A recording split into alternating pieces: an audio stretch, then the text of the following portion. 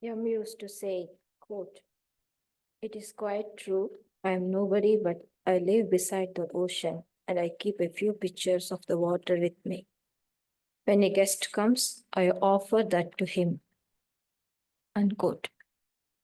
I would like to highlight a few incidents from his life connected to gospel. Where there is a God, there is no ego.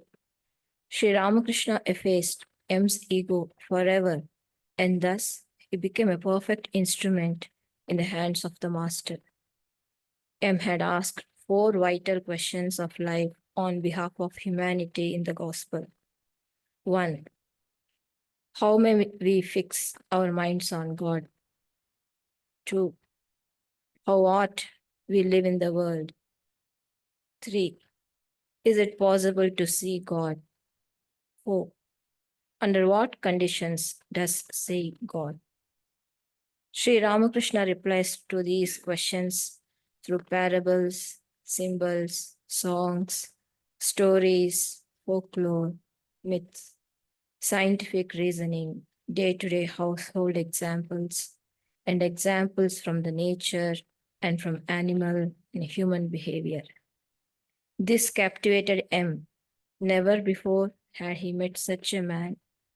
In later years, people would say, "If you want to forget the world, go to see M. He knows how to remove worldly desires from the mind and instill the thought of God there." Sri Ramakrishna commissioned M to carry his message.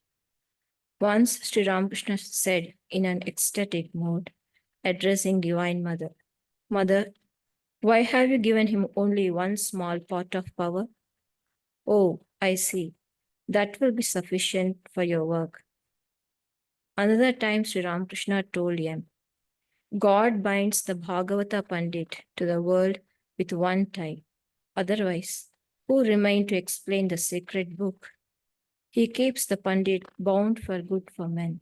That is why the Divine Mother has kept you in the world." Thank you.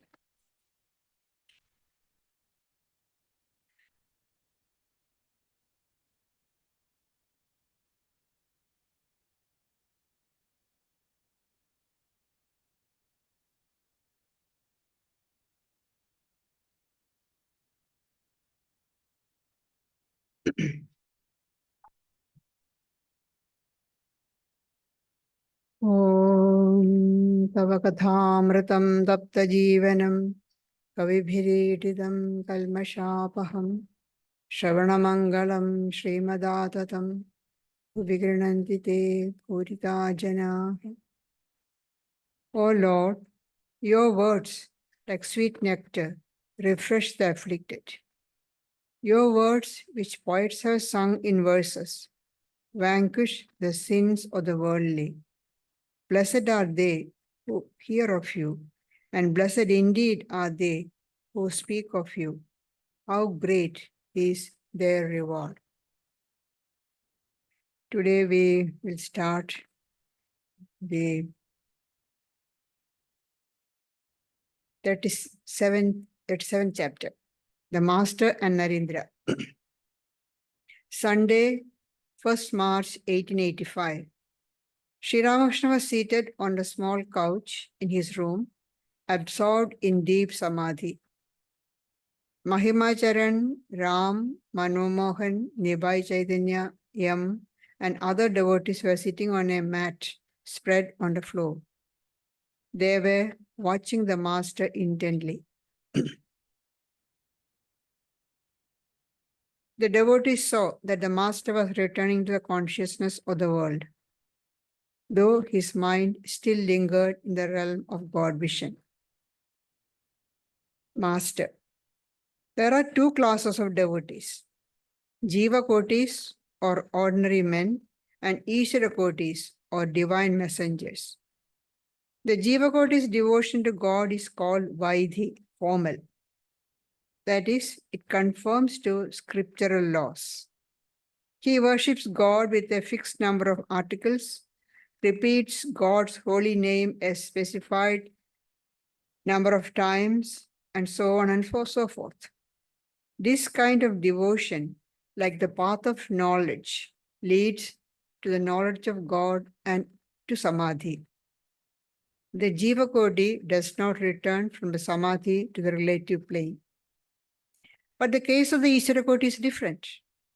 He follows the process of negation and affirmation. First, he negates the world, realizing that it is not Brahman.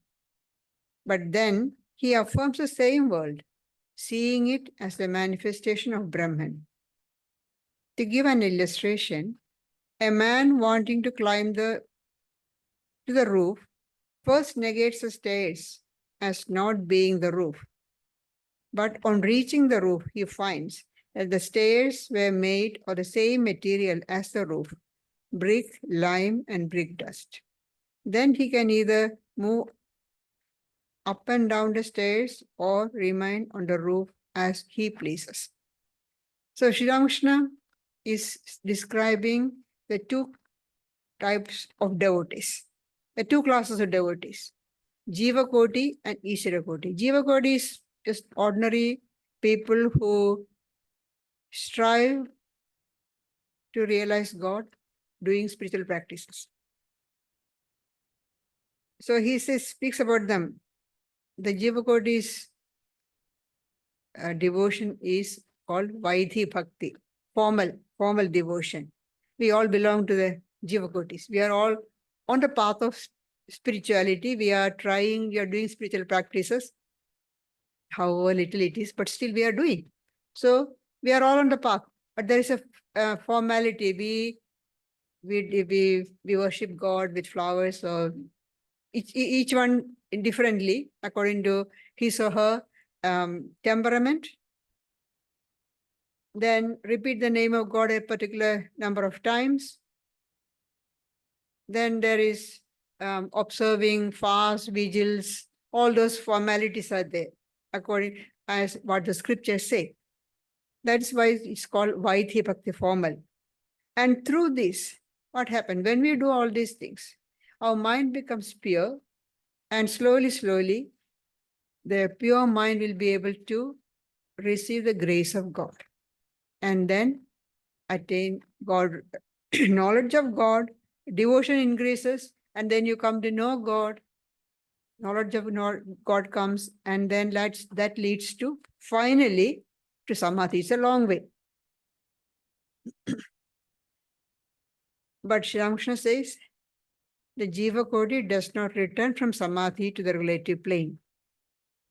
See, when the person does a lot of spiritual practices, not just repeating the God's name 108 times because the Guru has asked, you have to repeat 108 times. So just somehow manage 108, not a one repetition more. No, that won't do. That's not going to lead us anywhere.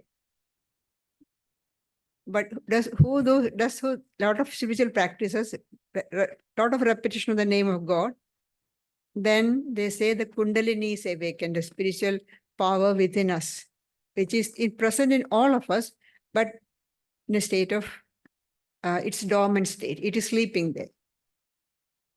And when the Kundalini is awakened, it's represented as a spiritual energy. It rises along the spinal column, and the yoga and Veda both describes 7 stages or 7 steps, 7 planes. The first one is Muladhara at the bottom of the spine, then Swadhisthana, Manipura. When the energy is on these 3 planes, the first 3, the mind is completely engrossed in worldliness, worldly pleasures, doesn't think about anything higher. But when the mind rises to Anahata, the heart center, then we get interest in spiritual practices. We think about, try to meditate on God, repeat the name of God. And then it rises to the throat, Vishuddha. There the aspirant one doesn't want to hear anything other than the talk about God. If people gossip, worldly things, the person leaves the place. I'm not interested. Sri Ramakrishna, when he was taken to Benares, Madhur Babu, the proprietor, he was going to Benares and he on a pilgrimage, and he took Sri Ramakrishna.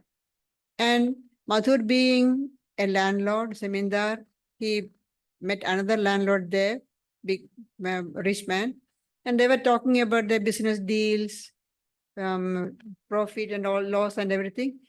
And Sri Ramakrishna complained to Holy Mother, to Divine Mother, Mother, why did you bring me here? In Dakshineshwar, I was quite well off. I didn't have to hear all these worldly talks. And you brought me to Benares, and I am forced to hear all these worldly talks. Why did you bring me here? So when the mind rises to that level, don't want to hear anything other than the talk of God. Then there is the sixth plane between the eyebrows. When the Ajna Chakra, when it rises to that, the aspirant feels as though can touch God, realize so close, and try to go and embrace, but there is an obstacle. There is a very thin layer is there. Like it's and Sri Ramakrishna compares it to a flame in the lantern. Chimney is there, but chimney is so clean, doesn't look like there is a chimney. You think as so we can touch the flame, but you stretch the hand, chimney is obstructing. It's like that. Then the power, this Kundalini still rises, and when it reaches Sahasrara, top of the head, and it reaches 1,000-petal lotus there, the mind goes into Samadhi and loses all consciousness of the external world. And that's the state of Samadhi. But for Jiva Koti, ordinary people, once they reach that stage of Samadhi, the body cannot retain for a long time, cannot live in the world for a long time. Because of the momentum of the body to work out the results of the past karma, the body may remain for a few days. Say Sri Ramakrishna says the body will remain for 21 days and then person leaves the body, can't live more. So once you reach that, the Jiva Koti, ordinary people reach the state of Samadhi, they cannot come back to the world and live an ordinary life. No, it's impossible. So we say, oh, can you teach us? Sri Ramakrishna says one person came there to Sri Ramakrishna and asked him, can you teach me this? We hear that you have attained Samadhi. Can you teach us Samadhi? Well, be careful. If you get Samadhi, 21 days and sit, finish. You cannot go on living here in this the world. That's the case of Jiva Koti. The Jiva Koti does not return from Samadhi to the relative plane. But it's completely different for the Ishvara Koti. Ishvara Koti, they are not ordinary people. They are divine messengers, divine incarnations, born on this earth for a particular purpose, for a mission, with a mission. In their childhood, they may look like ordinary children, ordinary young people, but as the intelligence, discriminative power arouses, they suddenly realizes, no, this is not what we are here for. What's the purpose? Sri Ramakrishna compares that he also speaks about the Nitya Siddhas, they are perfect. And he compares them to the Homa bird. Whether there is any bird like that, we don't know. But he says in the Veda, they speak about the Homa bird. The bird lives high up in the air, and there it lays the eggs. The egg falls because there is no nest or anything. It's just lay the egg and egg falls. As it falls through days and days, the egg hatches, and then the chick falls. Slowly, the chick opens the eyes open, and then the chick realizes that it's going to dash on the earth. And it realizes that if it dashes the earth, it will be killed.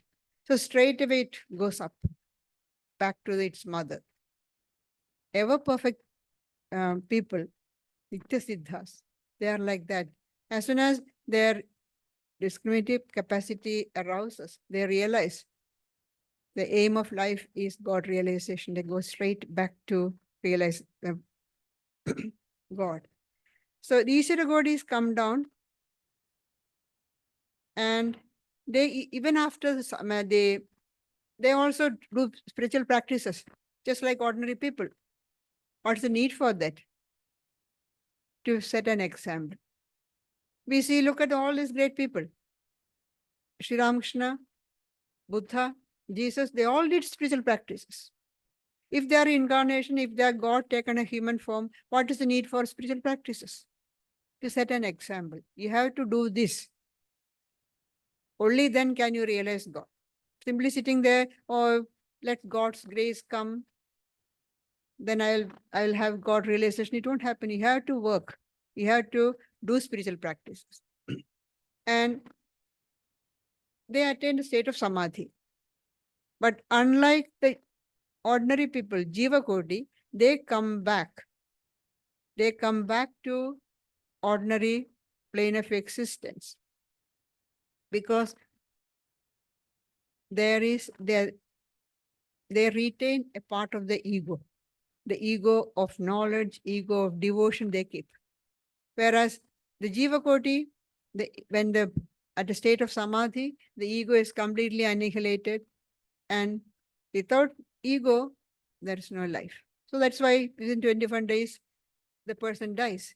Whereas Ishvara Koti, they keep the ego, not the ordinary ego, but ego of knowledge, ego of devotion, so that they can teach others. That's the reason.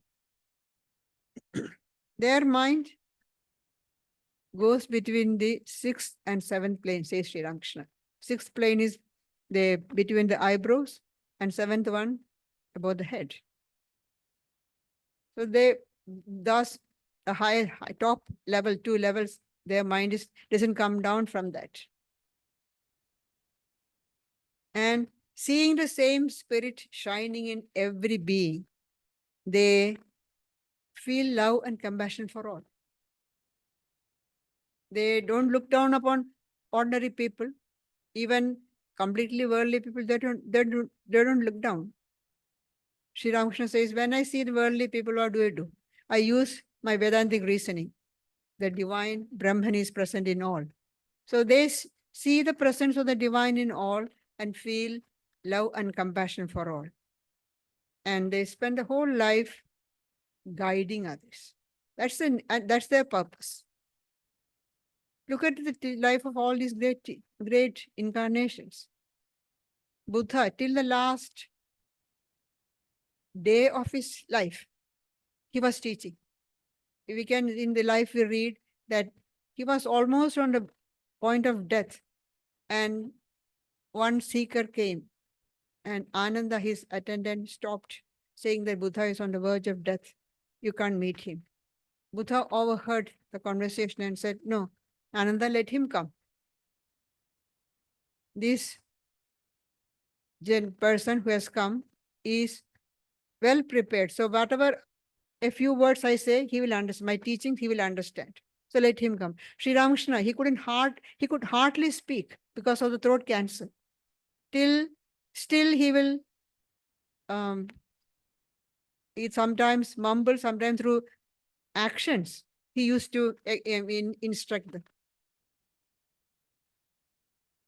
Because they have love and compassion. That's their main only purpose in life is help others, guide others.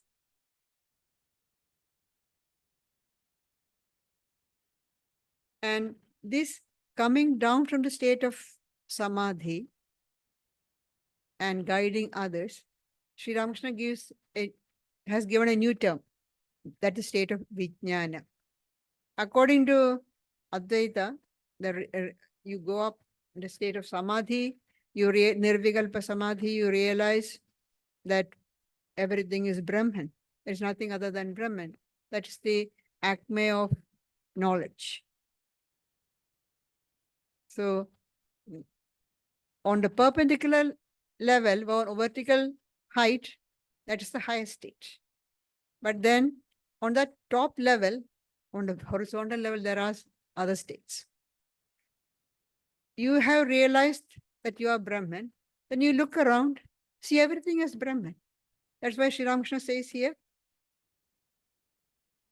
about the Jiva Ishvara Koti, he says, he follows the process of negation and affirmation. First, he negates the world, realizing that it is not Brahman, the world is not Brahman. Where that is a process of neti, not this, not this. This is not Brahman. Starting from the body, everything is negated. This is not Brahman, it's not Brahman. Then what is Brahman? What remains is Brahman, but it is cannot be explained or expressed. But then he affirms the same world, seeing it as a manifestation of Brahman. Once he has reached the highest state, Brahman, realized Brahman, everything is Brahman. No, nothing is Brahman. This is not the world. The manifested world that we see is not Brahman. He negates it. And then he realizes that there is nothing but Brahman. Whatever we see around is all Brahman. That is, Sri Ramakrishna calls it Vijnana. And he gives the example for that. A man wanting to climb to the roof negates the stairs, the steps leading to the roof. This is not the roof. This is not the roof. Each step. And once he reaches the roof, he realizes that roof and the steps are all made of the same material. And there is nothing but brick dust, lime, all those things. So similarly, once you have Ishvara Koti, who can come down from the state of Samadhi, realizes that everything is Brahman. And seeing that everything is a manifestation of Brahman, he treats everybody as equally, with great respect, because everything is Brahman. There is nothing but Brahman.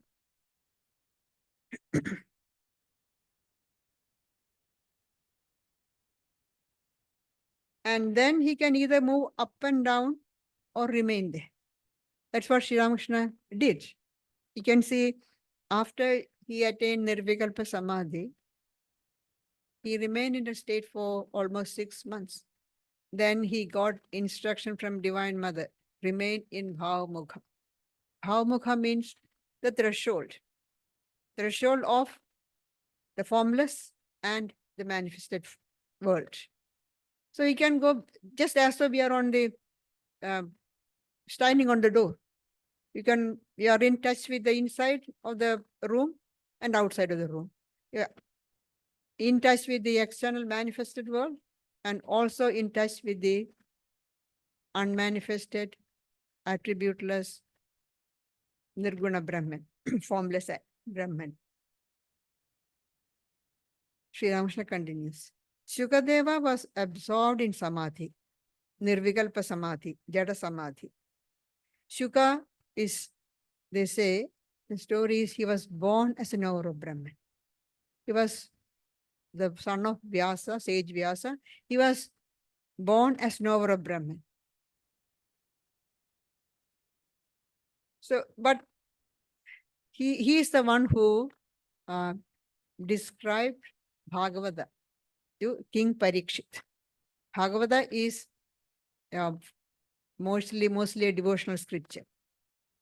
Since Shuka was to recite Bhagavata to King Parikshit, the Lord sent a sage Narada to him. But he is absorbed in Samadhi, Nirvikalpa Samadhi. He is somewhere in the forest sitting in Samadhi. Vyasa has composed the Bhagavatam. But where is Shuka? The one who is to describe to Parikshit. He is absorbed in Samadhi. So the Lord sent Narada to him. Narada saw him seated like an inert thing, absolutely unconscious of the world around him. Sri Ramakrishna describes the state of Nirvikalpa Samadhi. A person in Nirvikalpa Samadhi will be like a log of wood. If sometimes birds may perch on his head, thinking it's a piece of wood, not a living being. Or in the forest, snakes may crawl, but the person is not aware of anything. completely unaware of the external world. When Sri Ramakrishna was in Samadhi, Mahendralal Sarkar, Dr. Sarkar, who was one of the famous doctor there in Calcutta, he couldn't understand. He just checked his pulse, he checked his breathing. No, there was no breathing, no pulse, nothing. He poked his finger into Sri Ramakrishna's eyes. Eyeball, touched the eyeball. There was no response. Then he said, this is beyond my science. He couldn't understand why. Earlier he used to say, oh, this is epileptic fit. Even now, there are many the so-called devotees, doctors, they will say Sri Ramakrishna's trance is epileptic fit. But this doctor, he touched the eyeball with his finger, there was no response. And later, slowly, the mind came down to normal consciousness, and he was talking just like as before. So where did the mind go? The body is remaining just as an inert thing. That is what the state of Shukadeva. Narada saw him seated like an inert thing, absolutely unconscious of the world around him. Thereupon, Narada sang 4 couplets on the beauty of Hari to the accompaniment of the Veena. Beauty of the Lord's form. The Lord is beauty. Brahman is one of the descriptions for Brahman is Sundaram. Satyam, Shivam, Sundaram. Absolute beauty. While the first couplet was being sung, the hair on Shuka's body stood on end. He was having horripilation. Next, he shed tears, for he saw the form of God, the embodiment of spirit within himself, in his heart. First, he heard the first couplet. He had a vision of, he saw the form of God, what was being described. He had a vision, and he started shedding tears. Thus, Shukadeva saw the form of God even after Jata Samadhi, Nirvikalpa Samadhi, the formless Samadhi. He was an Ishvara. Hanuman, after having the vision of God, both with form and without, remained firmly devoted to the form of Rama, the embodiment of consciousness and bliss. So whether you think about God with form or without form, it's up to each one's temperament. But those Ishvara who have come to the earth with a mission, even after the highest realization of Nirvikalpa Samadhi, they can have the vision of God. Like Shukadeva and Narada, Hanuman. And then he speak about Prahlada. Prahlada sometimes realized, I am he. Prahlada, the child devotee, for whose sake the Lord took the form. What's it? Special form, not just ordinary human form. He took the form of half man and half lion to fulfill all the conditions that his father had put to protect himself. Prahlada's father took a boon that he should not be killed by anybody. He wanted immortality. God said, no, it's not impossible. Then he put he should not be killed by human beings, should not be killed by animals, should not be killed by weapons, should not be killed at daytime, at night, inside the building, inside a house, outside the house, not on the ground, not on the air, to fulfill all these conditions. Because he's a devotee. So devotee's word should be made true. To fulfill all the conditions, the Lord took the form half man, half lion, and killed him, keeping on his lap. So it's neither on the ground, on the air, at the threshold, not inside the house, not outside the house. No weapons. Use the claws, the lion's claws, and killed. So Prahlada it's all for sake of Prahlada, to protect Prahlada. Such a great devotee. And after that, It's very interesting. Prahlada, the Lord was pleased and told Prahlada, you ask for a boon. Prahlada said, I'm not a shopkeeper. I love you, not for anything else, because I love you. Why would you ask me to ask for a boon? Prahlada sometimes realized, I am he. Sometimes he felt that he was a servant of God. How can such a person live without love of God? That's why he must accept the relationship of master and servant, feeling that God is the master and himself the servant.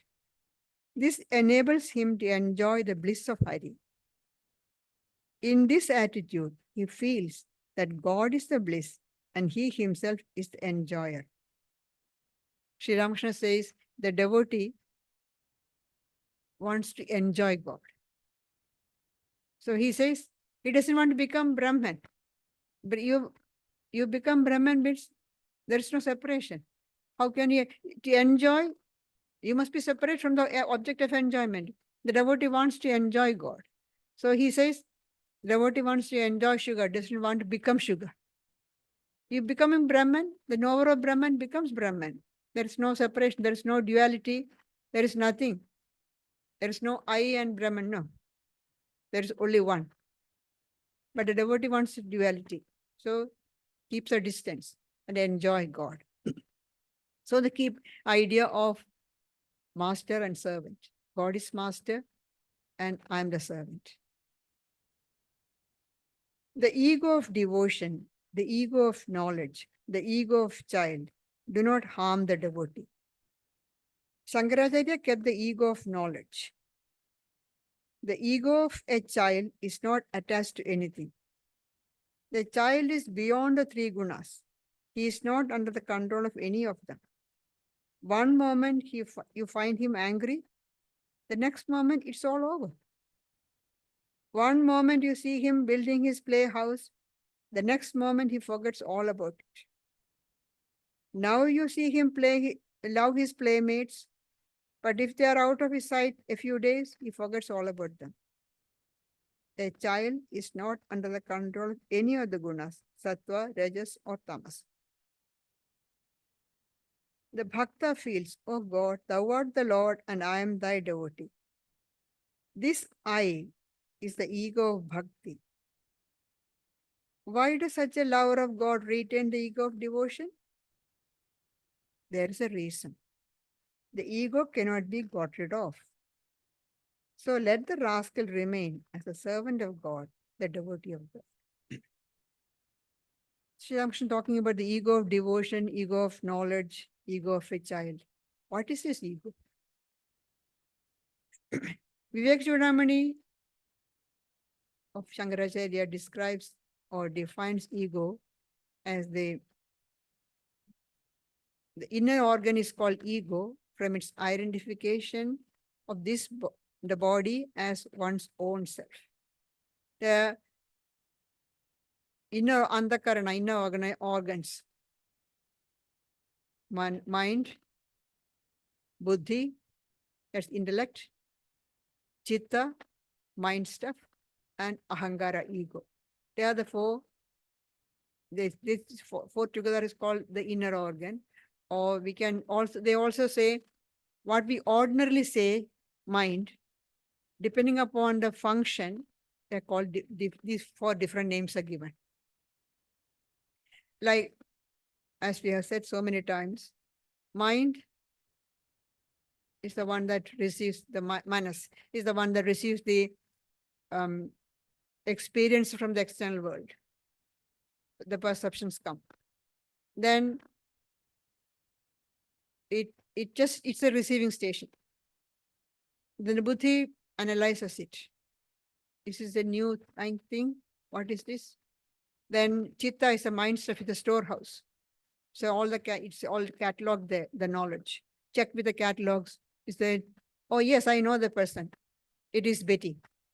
Then ahangara, ego says, I know Betty. So all depending upon the different function, we call the mind all these for different names. So, but the ego identifies with the body. usually when we say I see, it's the eyes that see. I hear, the ears that hear. But the ego says I am seeing, or I am hearing, and or I am happy. It's the mind which is happy or unhappy. But the ego identifies with the body and says, I am happy, I am unhappy, I am sad. So this identification is of the self with the body is called ego. And Patanjali defines ego as the identification of the seer with the object, instrument of seeing. Seer is the self, the Atman, but identifying with the instrument of seeing, the body, mind, intellect, all that.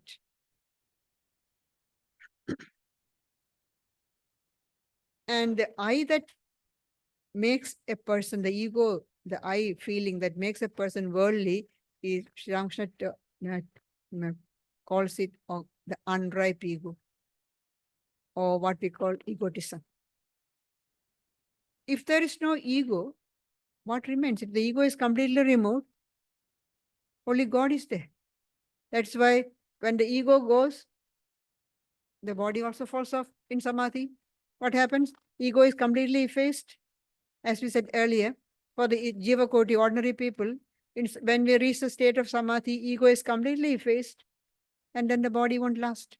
Body will fall off. So ego won't go. As Sri Ramakrishna says here, the ego cannot be got rid of. As long as there is a body, ego will be there. But we don't want to be under the control of ego. So what to do? Let the ego be the child's ego, devotee ego, or ego of knowledge. Now, the question arises, what happens if a person has changed the unripe ego, egotism, to ripe ego as ego of knowledge, ego of devotion, or I'm a child of God, I'm a devotee of God, I'm a servant of God. That's what we call ripe ego. Won't that person have any lust, anger, greed, all what happened to them? Sri Ramakrishna says they will be, the appearance will be there, but they won't be causing any damage, any harm to that person, or that person cannot harm anybody else. It will be like a burned thread. It has a thread has burnt. But you look at it, still looks like a thread. You blow at it, gone, disappeared. Or another example Sri Ramakrishna gives is, it's like the sword touching the philosopher's stone. It turns to gold.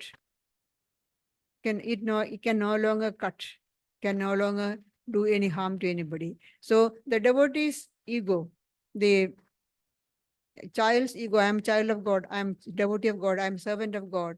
That ego looks like ordinary people, but that ego won't harm anybody.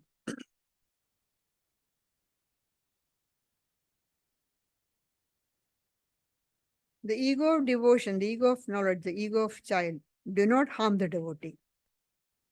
Shankaracharya kept the ego of knowledge because he had the mission to re-establish the religion, dharma. So even though after attaining the highest knowledge, the Vikalpa Samadhi, he came down. The ego of a child is not attached to anything. The child is beyond the three gunas. He is not under the control of any of them. One moment you find him angry, the next moment is all over. One moment a child is screaming at the top of the voice. Few minutes later, forgotten everything, laughing and playing. Now you see him love his playmates. You take the child away from the friends, Say you have to move the house. You are going away. The child is going away from the friend, cries and weeps as though the heart is breaking. But after a few days, forgotten. Out of sight, out of mind. Everything is forgotten. But if they are out of his sight a few days, he forgets all about them. The child is not under the control of any of the gunas, sattva, rajas, or tamas. The bhakta feels, "O God, thou art the Lord, and I am thy devotee." This is the ego of bhakti.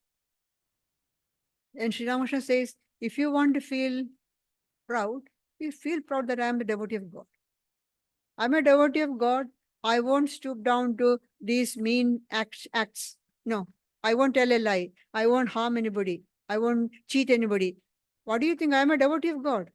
That's a pride. Have proud, be proud that you are a devotee of God. Why does such a lover of God retain the ego of devotion? There is a reason. The ego cannot be got rid of. So let the rascal remain as a servant of God, the devotee of God. You may reason 1,000 times, but you cannot get rid of the ego. The ego is like a pitcher, and Brahman like the ocean, an infinite expanse of water on all sides. The pitcher is set in this ocean. The water is both inside and out. Water is everywhere. Yet the pitcher remains. If you immerse a pot in an ocean or big pond, there is water inside and outside.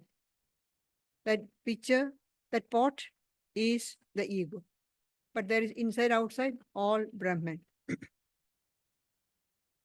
Now, this pitcher is the ego of the devotee. As long as the ego remains, you and I remain. And there also remains the feeling, "Oh God, thou art the Lord, and I am the devotee. Thou art the master, and I am thy servant." You may reason 1,000,000 times, but you cannot get rid of it. You reason out, I'm not the body, I'm not all these reasons, I'm Brahman. You say that again and again to yourself. But then the thought comes, hey, I have realized Brahman. I have realized, no, that means you haven't realized Brahman. The moment I have realized Brahman, no, you haven't.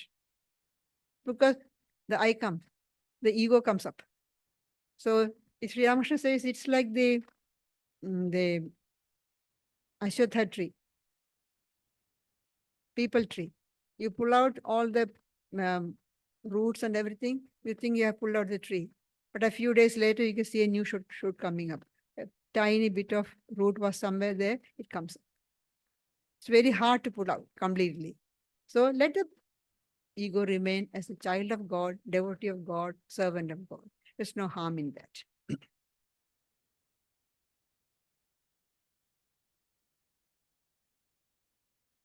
But it is different if that pitcher, the pot, is the ego.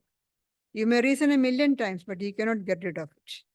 But it is different if there was no pitcher. That means the ego is completely destroyed, and then you merge in Brahman.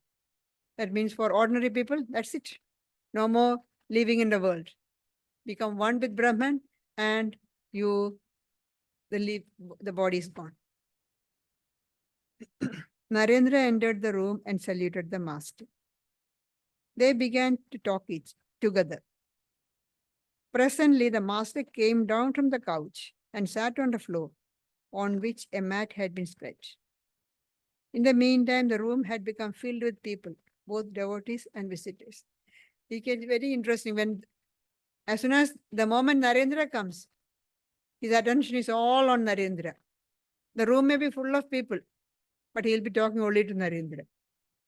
And often, sometimes he feels embarrassed because there are many distinguished people out there, and he is, after all, at that time, a young college student, and Sri Ramakrishna is paying all the attention to him.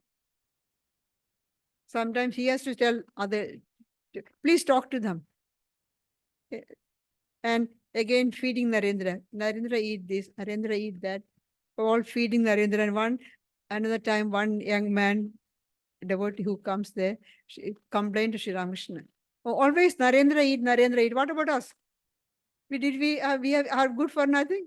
Sri Ramakrishna, no, I'll give you. You come to Dakshinesha, I'll feed you. But it's all for Narendra. Master to Narendra, are you well? I hear that you often visit Girish Ghosh at his house. Is it true? Narendra, yes, sir. I go there now and then. Because Girish house is also in Calcutta, Narendra's house is in Calcutta. So now and then he visits Girish. Girish had been visiting Sri Ramakrishna for some months. This is 1885. Narendra had been already almost 3 years coming to Sri Ramakrishna. Girish has been coming only for a few months. The master said that none could fathom the depth of Girish's faith. And his longing for God was as intense as his faith was deep. That two great qualities of Girish. Girish is one of the germs in Sri Ramakrishna's household, among household devotees. He had great faith and he had great longing. And he was extremely truthful. When Sri Ramakrishna asked him to, when that Girish asked how could he part of spiritual practices, he said, you repeat the name of God the morning and evening. He said, I can't. I don't know what I'll be doing. Then he said, all right, you repeat the name of God before your meal. No, it's not possible. Because I don't know when I will be having my meals. All right, you'll be sleeping. Repeat the name of God before you sleep. No, I can't. Because I don't know where I'll be sleeping. He didn't like any, restrictions. If he says that he will repeat the name of God before he sleeps, that means he is putting under himself under that condition. No, he didn't want that. Then Sri Ramakrishna said, all right, give me the power of attorney. You don't have to do anything. Oh, Girish was so happy. I'll do everything for you. Oh, I can do, I can live as I like, because he had all the vices that you can think of. And so he thought he can live as he likes. Sri Ramakrishna has taken his responsibility. But slowly, he realized what do you mean by giving the power of attorney. A few days later, sitting in front of Sri Ramakrishna's, in the room in front of Sri Ramakrishna, they were talking, devotees were talking, and he said, I will do. Girish said, I will do. Sri Ramakrishna immediately corrected, if God wills. Because you are given the power of attorney. How can you say, I will do? You don't have any right. If God allows, then I can do. God wills, I can do. Then later in life, Girish said, if I had known how difficult it is, how hard it is, this following this, giving the power of attorney, I would have never done this. His wife passed away. He said, I don't have even the freedom to weep because Sri Ramakrishna is not there. Who will give him permission to weep? People think about giving all the power of attorney to God. No, let God do whatever he wants with me. And then we go on doing as we like. No, that won't do. It's very hard. Surrendering, complete surrender to God is very, very hard. In all these great mystics, we can see the same thing. They say, surrender to God. Complete surrender in the true sense. It's very, very hard to practice. Saint Teresa of Avila says, only those who have tried to practice knows how hard it is. Try to practice, not completely. She is not saying those who are surrendered completely. No, those who try to practice the surrender knows how hard it is.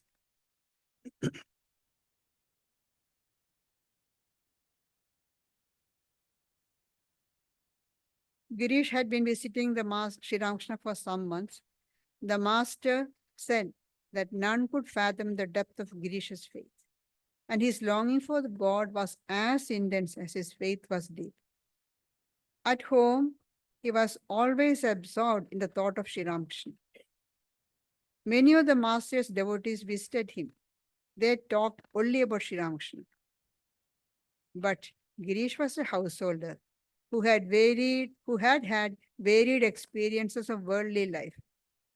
And the master knew that Narendra would renounce the world, that he would shun woman and gold, both mentally and outwardly. So they are two completely different paths. So Sri Ramakrishna is warning Narendra. Master, do you visit Girish frequently? No matter how much one washes a cup that has contained a solution of garlic, still a trace or the smell will certainly linger.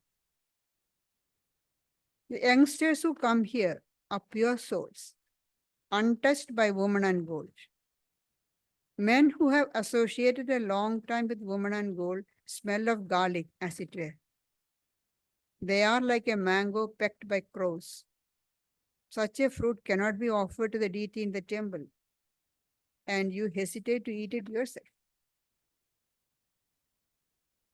Again, take the case of a new pot and another in which yogurt has been made. One is afraid to keep milk in the second pot, for the milk very often turns sour. Householder devotees like Girish form a class by themselves. He is not looking down on them or ridiculing them, but they are separate paths.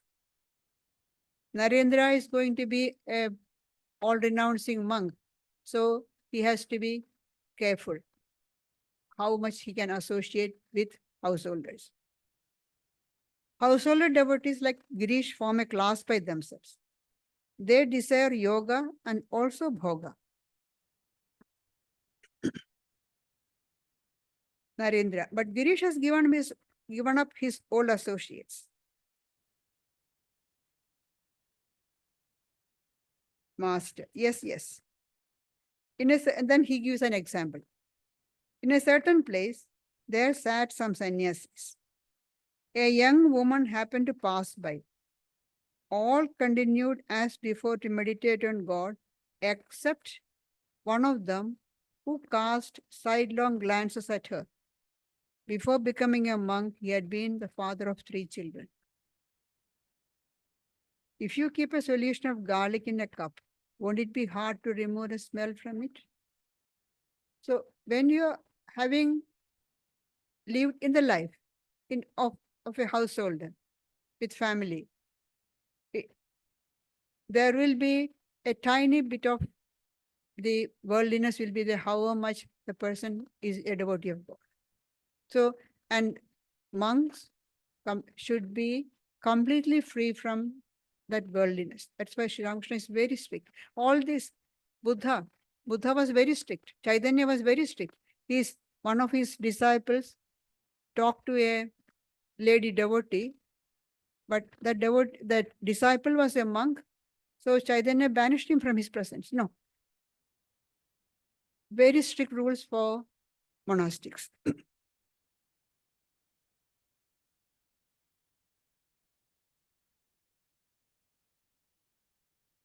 If you make a solution of garlic in a cup, won't it be hard to remove the smell from it? Of course, such a thing may become possible to the occult powers of a yogi. Maybe a yogi can remove completely the worldliness. But can everyone acquire such powers? So that's why Sri Ramakrishna is warning Narendra not to have too much association with Girish. It's not just Girish, all household devotees. Not that you avoid them, but not too much close association. Completely, there's the different paths, and the rules are completely very, very strict for those who renounce the world. That's why Sri Ramakrishna is warning Girish. Sorry, warning Narendra.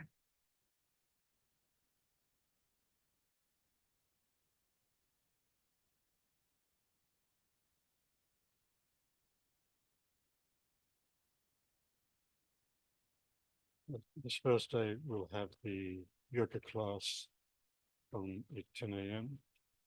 On Friday, the Dutch Pranaji will be leading the discussion on Bhagavad Gita, Friday evening. Next Sunday, we have a special celebration, Kali Puja. Sorry? Oh, yeah, the calendar's wrong. Yeah, we changed the system. Yeah, we're going to have a special session on Kali, actually, for the Friday night discussion.